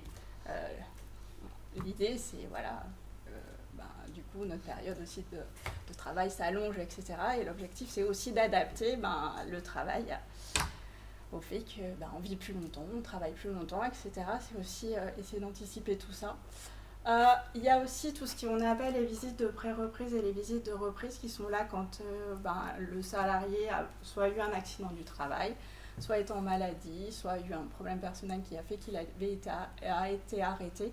Donc il y avait des visites qui sont là aussi pour l'aider à reprendre son activité. Et en fait, ça, on le fait aussi avec vous en tant qu'employeur, c'est-à-dire que l'objectif, c'est d'avoir un dialogue avec votre médecin du travail pour voir comment le salarié peut reprendre son activité, adaptée. Peut-être qu'il ne la reprendra pas à l'identique de ce que vous aviez connu au départ, mais l'objectif est de travailler avec vous pour qu'il puisse continuer une activité. J'ai une question vécue. La visite médicale d'embauche, oui. C'est dans quel délai? Et C'est à l'initiative de la IST? Alors du coup, c'est dans quel délai? Du coup, vous faites la déclaration, donc en général, on prend contact avec vous. Il faut juste savoir que maintenant, elle n'est plus forcément obligatoire si vous avez déjà occupé le même poste dans une activité similaire et que vous avez déjà eu une visite qui date de moins de 5 ans. Donc c'est un peu compliqué, et après, ça peut être à l'initiative du médecin aussi, donc... pas de panique, vous l'aurez. On n'est pas en tort dans tous les cas. Enfin, à partir du moment où c'est déclaré. Non, en fait, du moment que vous êtes déclaré, après ça rentre. C'est un peu dans l'autre graphique où vous avez vos responsabilités à vous en tant qu'employeur, mais on a aussi des responsabilités en tant que service de prévention et de santé au travail. Du coup, vous avez des visites qui peuvent être faites à l'initiative aussi du salarié. Oui, j'ai passé sur les visites. Après, vous aurez pareil, donc vous pourrez aller dans le détail de quand est-ce qu'il déclenchait cette visite, qui la déclenche, est-ce que c'est l'employeur, est-ce que c'est le salarié, etc. Là, tout à l'heure, du coup, je vous en ai parlé un peu des différents pôles d'expertise, au-delà de votre médecin du travail, du coup, et de son équipe de proximité. Vous avez la possibilité, donc, du coup, de faire appel à des experts qui sont plus des experts en matière de risques et de prévention des risques, avec des médecins référents. Ok. Écoutez, merci à toutes les quatre. Est-ce que vous avez des questions pour notre dernière intervenante? Moi, j'en avais une, c'était l'intervenante d'avant. L'avant-dernière, oui. Entre le portail INPI et le compte en ligne URSSAF de notre entreprise, c'est la même chose ou c'est deux choses différentes? Vous spoilez la conclusion, parce qu'effectivement, l'idée c'était d'essayer de revoir un petit peu plus clair dans ce qui se simplifie, mais qui est encore un petit peu work in progress, on va dire. Mais oui, du coup, je vais afficher Vous pouvez me répéter votre question parce qu'il y a beaucoup de choses dans votre question, donc vous faites appel à beaucoup de portails. Bon, même pour moi, il faut que je simplifie. Dans vos administrations, moi, je ne suis pas d'administration, mais je remplis un mission de service public. Je suis privée, je suis d'entreprise. d'entreprise. Le portail INPI permettait d'avoir un seul site pour tout faire. Pour la déclaration, oui. La modification et la radiation. Ok, mais ça ne veut pas dire que il reste quand même le site ursaf.fr ou netentreprise.fr. Ah oui, mais ce n'est pas pour les mêmes usages, je dirais. Hein. C'est-à-dire que vous allez déclarer et demander des délais de paiement, par exemple, à l'URSSAF, mais tout ce qui est déclaratif, vous ne passerez plus par le site de l'URSSAF, vous passez par le site INPI. Et après, tout ce qui est gestion du dossier, c'est-à-dire déclaration des cotisations, vous passerez par netentreprise et ursaf.fr. Vous ne passez pas par INPI. INPI, c'est juste les formalités administratives de départ. Est-ce que j'ai répondu à votre question? Super. Oui, mais c'est une très bonne question, en tout cas que je partage aussi, parce que moi j'ai fait quelques recherches pour préparer cet atelier, et c'est vrai qu'on peut se sentir un peu démuni dans le nombre de sites ressources. Bon, après on a bien noté que ça allait plutôt en s'améliorant.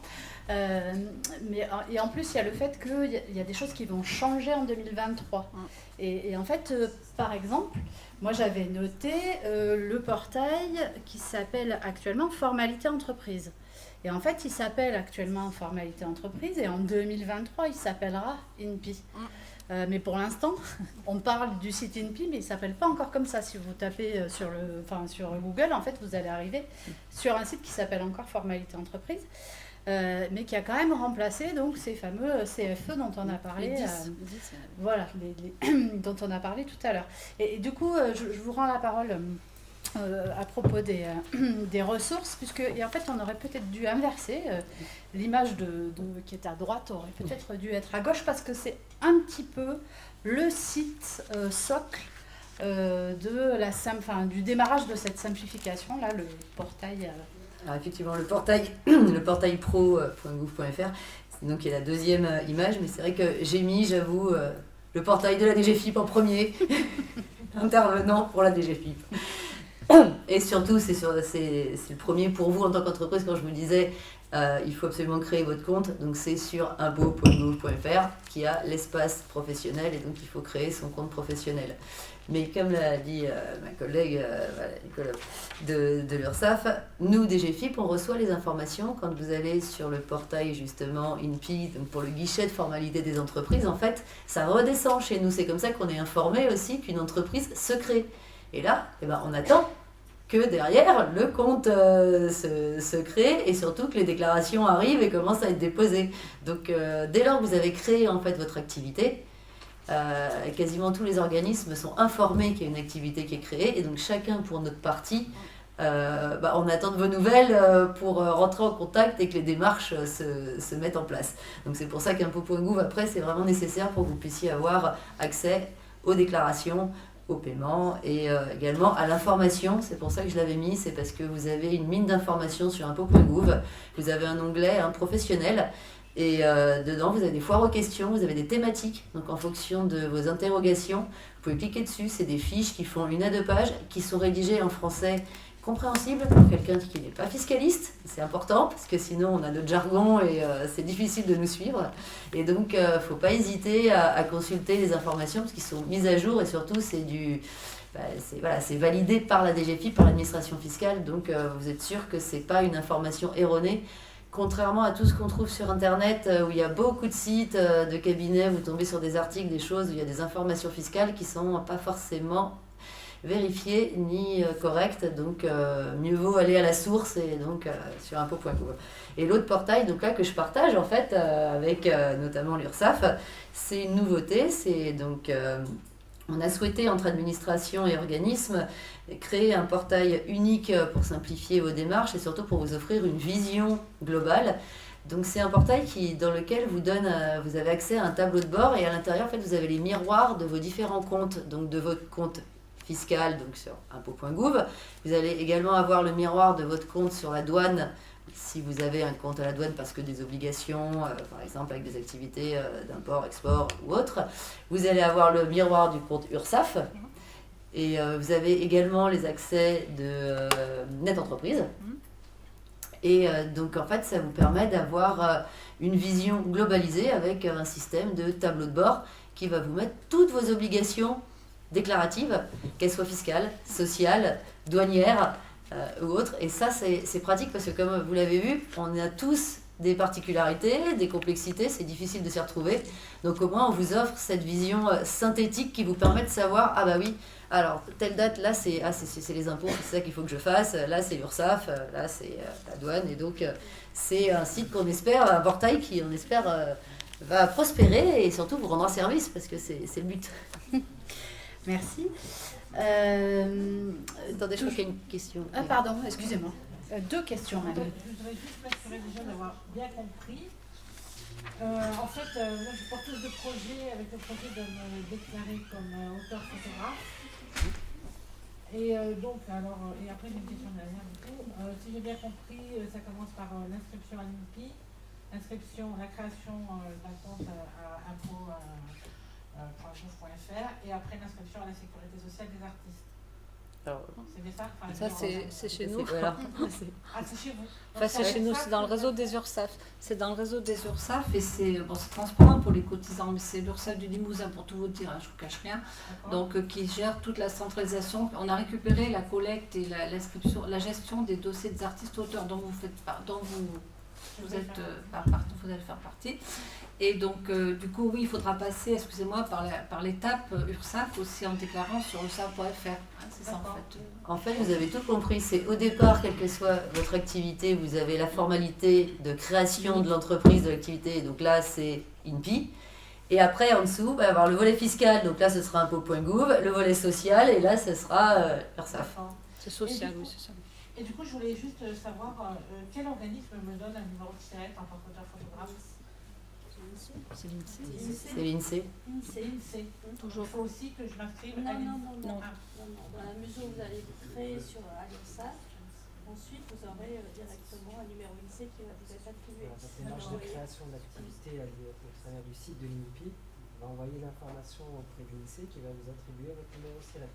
Sans faire un nouveau compte et une nouvelle démarche. En fait, d'où la simplicité de ce nouveau portail INPI de création et de formalité en fait, des entreprises, c'est que le fait de vous déclarer, ça génère derrière les liens entre les différents organismes et ça vous génère les numéros, et notamment... Voilà. D'accord. Et donc, une dernière question, parce que par rapport à ce que vous venez de dire, comment il s'appelle ce fameux portail conjoint entre les impôts et l'URSSAF? C'est portailpro.gouv.fr. Portailpro.gouv. Ça se tient portail pro. Vous avez une question aussi, je crois. Non? C'était la mienne, c'est quoi l'adresse exacte? Voilà, et en gros, c'est ça. Hein. Si on devait le dessiner, on a le portail INPI, enfin le site INPI qui va permettre d'avoir une existence légale.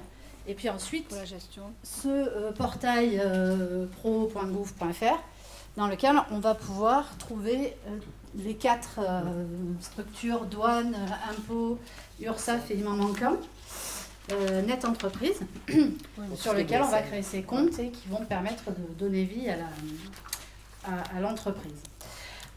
Ok. Et donc, ouais, dernier petit passage, parce que là, du coup, on n'est pas loin d'avoir un petit peu débordé, mais il y avait une autre question? Oui. Oui.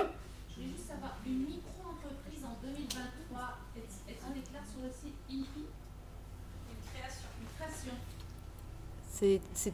C'est toutes les créations en fait d'entreprise. C'est dès lors que vous créez une activité, quelle que soit la structure, enfin voilà la structure porteuse et la forme juridique, c'est l'activité que vous déclarez. Et évidemment, sur le site, en déclarant votre activité, vous déclarez votre forme juridique et vous avez un parcours qui fait que derrière ça déroule et vous avez tout, voilà, ça irrigue toutes les obligations.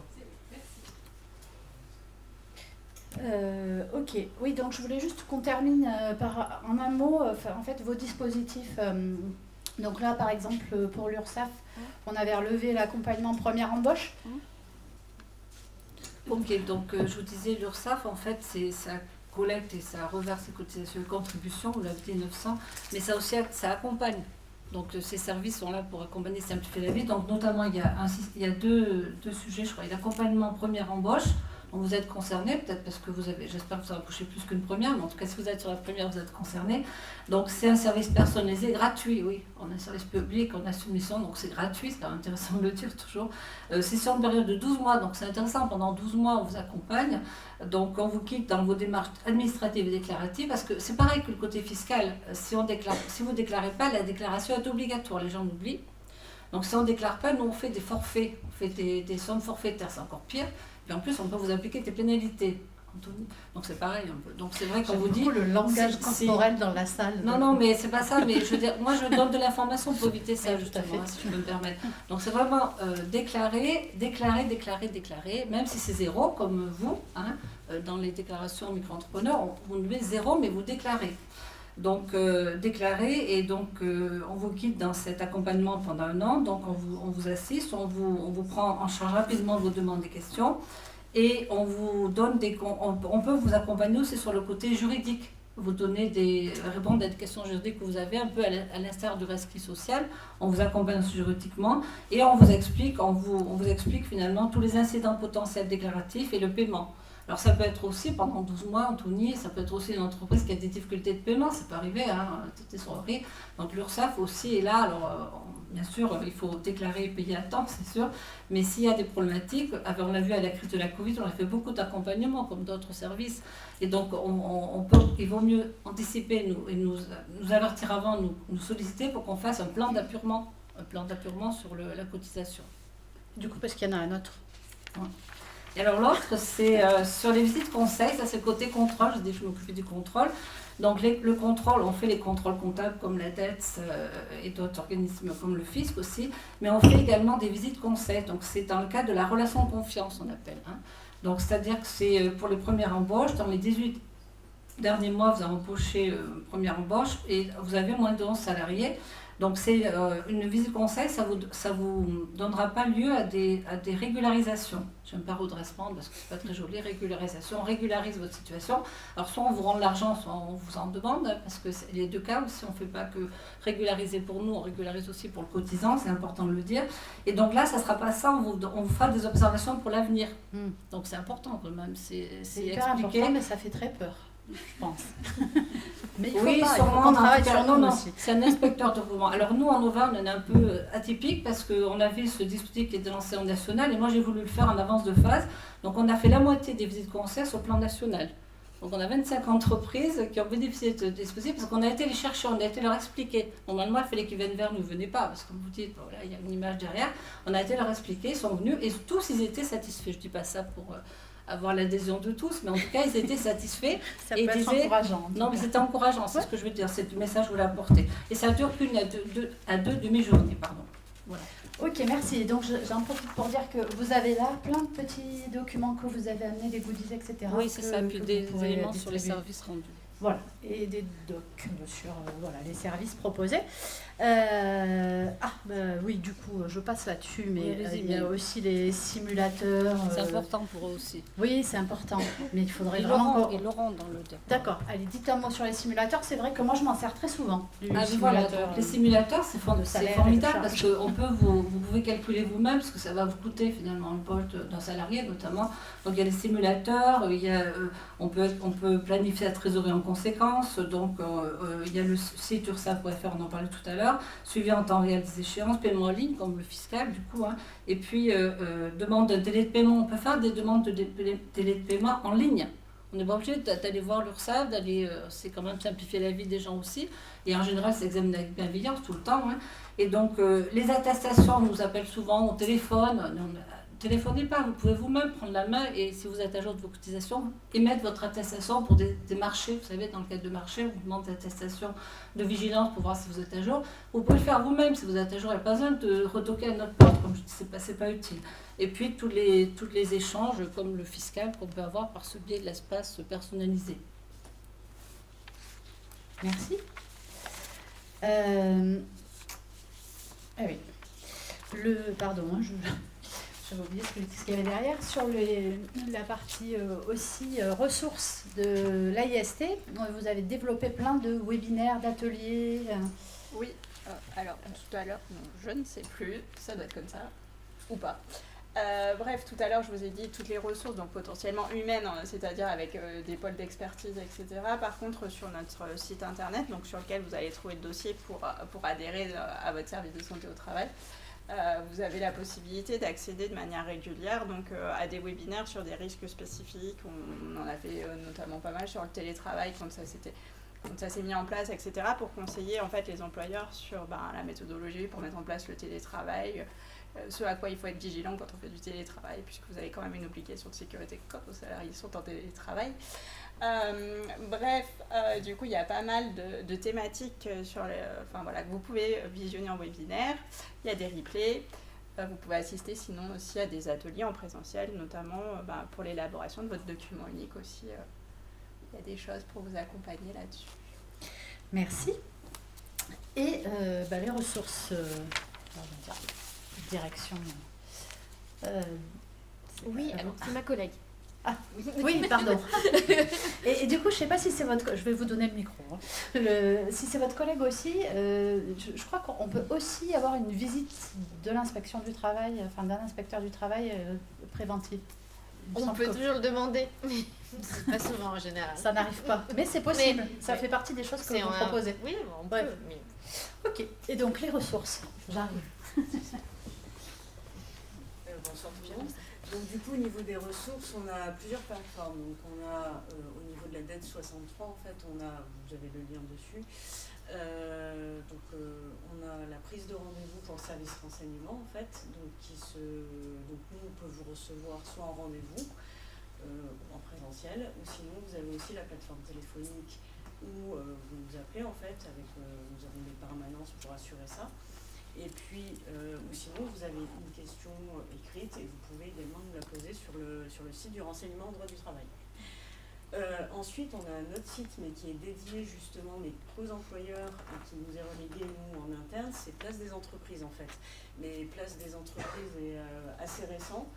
Et selon votre question, ça peut être relié à plusieurs administrations. Donc, nous en faisons partie si la question, elle est spécialisée sur le droit du travail, mais par contre, ça peut être aussi les impôts ou l'URSSAF. Ensuite, si vous avez vous voulez vérifier des dispositions pour l'élaboration du contrat de travail ou avoir accès à la convention collective, vous avez à la fois le Légifrance qui met à disposition toutes les données juridiques, que ce soit au niveau des codes, mais également les décrets, etc., et les conventions collectives. Mais pour le droit du travail, vous avez quand même un site un petit peu plus spécialisé qui est le Code du travail numérique, en fait, où vous pouvez avoir accès à plusieurs thématiques. Donc il y a même, c'est en train d'être mis à jour assez régulièrement. Donc vous allez avoir aussi des indications sur des procédures relatives au droit du travail. Voilà. Merci beaucoup. Donc là, on arrive au moment où on va pouvoir aller boire l'apéro et discuter avec nos différents intervenants ou entre vous. Alors donc, bon, vous avez vu, on n'a pas forcément fait cette fameuse checklist. J'espère que vous avez quand même compris comment s'articuler ces différentes structures et la manière dont en fait elles communiquent entre elles est de mieux en mieux, semble-t-il. Peut-être juste un dernier mot, j'ai envie de me tourner vers vous, mais je ne sais pas si c'est vous qui serez la plus inspirée sur OUPS, puisque c'est la terminologie qu'on avait choisie et qui en fait fait référence donc à ce nouveau droit à l'erreur institué pour les... Comment ? C'est la loi ESSOC de 2018 oui, voilà, qui institue le droit à l'erreur. Pas dit, mais voilà, exactement. Et qui est porté notamment par un site qui s'appelait OUPS et qui maintenant s'appelle plustransformation.gouv.fr. J'en profite juste pour dire qu'effectivement, vous l'avez dit, sur tous les sites sur lesquels on trouve de l'information fiscale, sociale, etc., il y a beaucoup de choses qui ne sont pas forcément sourcées, vérifiées, etc. Et que le .gouv.fr, ça reste quand même la référence pour être sûr de la qualité de la donnée. Mais donc sur ce principe du OUPS, est-ce qu'il y en a une d'entre vous, peut-être du coup, je ne sais pas si c'est vous, qui se sent le plus à l'aise pour dire comment on peut activer ce droit à l'erreur quand on a oublié de faire une déclaration, quand on s'est trompé dans ses impôts, dans ses déclarations sociales ou je ne sais quoi. Alors, moi, je ne suis pas la bonne exemple parce que l'inspection du travail, on n'est pas soumis au droit à l'erreur. Voilà. Donc, c'est juste ça. Sauf qu'il faut savoir que quand on n'a pas droit à l'erreur en matière de... Non, voilà. À la fois, ça peut voilà, s'entendre. Donc, on est... Voilà. Mais par contre, quand on fait des visites, quand on fait des contrôles, vous avez une lettre d'observation et on vous explique avec cette lettre d'observation qu'est-ce qui va pas, qu'est-ce qui va et qu'est-ce qui va pas. Et donc, c'est aussi, on vous rappelle la réglementation. Donc, on a plusieurs éléments à faire. On peut mettre des mises en demeure, on peut mettre des procès-verbaux, mais ça correspond qu'à 5% de notre activité. Il y a 95% d'activité qui est de l'aide d'observation, donc il y a 95% de l'aide d'observation et donc de rappel à la loi et donc, on va dire, de rappel que vous avez droit à l'erreur, entre guillemets, sachant que on n'est pas, ça ne veut pas dire qu'à la première visite, on ne peut pas vous mettre procès-verbal, hein, ça ne veut pas dire ça. C'est que comme il y a 95% de chances que quand même vous ayez une lettre, une lettre d'observation et juste un rappel à la loi. Le procès-verbal, c'est vraiment quand c'est grave, c'est du travail dissimulé, c'est la liberté individuelle ou le droit individuel et le droit du travail qui est impliqué. Sinon, le reste, c'est quand même d'abord un rappel de la loi. Voilà. Je peux Bien sûr. Donc en fait, oui, pour nous, c'est le droit à l'erreur, c'est important parce qu'en fait, ça a été inscrit dans la loi SO, comme disait ma collègue, la loi pour un État, pour une société de confiance.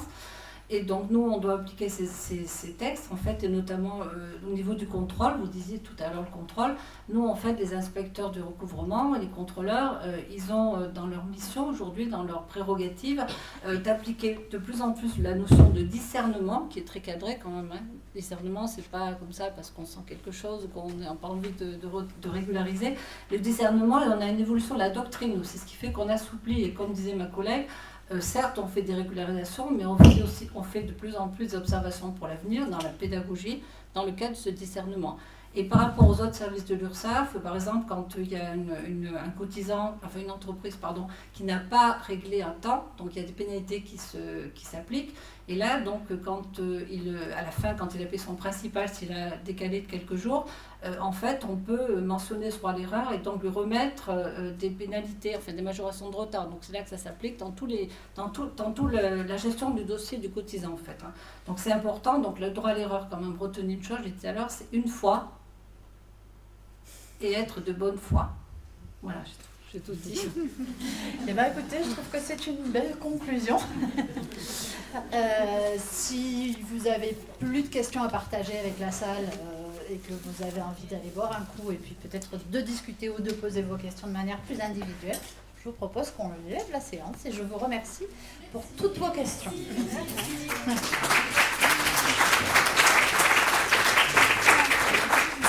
J'ai oublié de dire, je l'ai affiché, donc j'ai dit je vais avoir la charge de synthétiser tout ça dans un article. Ça ne sera pas disponible dès demain matin, mais assez rapidement quand même.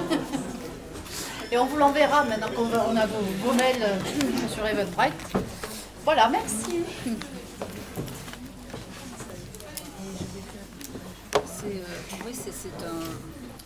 C'est un challenge de parler de tout ça en 5 minutes, mais c'est bien. Oui, moi, je suis bavarde, alors après, c'est vrai que c'est pas pareil. La fiscalité, on peut en dire, mais c'est vrai qu'au départ, s'il fallait détailler tout, c'est pour ça que les tableaux, c'était pas possible de rentrer. Vous nous avez mis pour qu'ils les aient, mais chaque cas, en fait, on a un fil à dérouler pour chaque. Oui, mais en fait, c'est ça. Et après, il faut dérouler. C'est comment chacun.